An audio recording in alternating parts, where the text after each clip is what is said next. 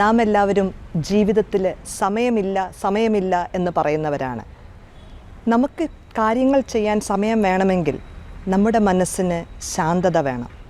ശാന്തമായ ഒരു മനസ്സിന് 3 മണിക്കൂർ കൊണ്ട് ചെയ്യാവുന്നൊരു കാര്യം ഒരു പക്ഷേ അരമുക്കാൽ മണിക്കൂർ കൊണ്ട് ചെയ്യാൻ സാധിക്കും.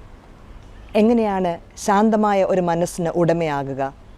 അതിൻ്റെ ഒരേ ഒരു ഉത്തരം വിശുദ്ധിയിലേക്ക് വളരുക എന്നുള്ളതാണ്. ശാരീരികവും മാനസികവുമായി വിശുദ്ധി പാലിക്കുന്ന ഒരു വ്യക്തിക്ക് മനസ്സിന് ശാന്തത കൈവരുത്താൻ ഒരു വിഷമവുമില്ല. അനുദിനമുള്ള വിശുദ്ധ കുർബാനയും കൂടെയുള്ള കുമ്പസാരവും നമ്മളെ വിശുദ്ധിയിലേക്ക് നയിക്കും. നാം ഏറ്റവും കൂടുതൽ പാപം ചെയ്യുന്നത് നമ്മുടെ നാവിലൂടെയാണ്. ഈ നാവിനെ ഒന്നടക്കാൻ ഈ നോമ്പ് കാലത്ത് നമുക്ക് ആത്മാവിൽ നിശബ്ദത പാലിക്കുവാൻ സാധിക്കുകയാണെങ്കിൽ നാം വിശുദ്ധിയിലേക്ക് വളരെ അടുത്തിരിക്കുന്നു. അങ്ങനെ നമുക്ക് ധാരാളം സമയവും കൈവരും.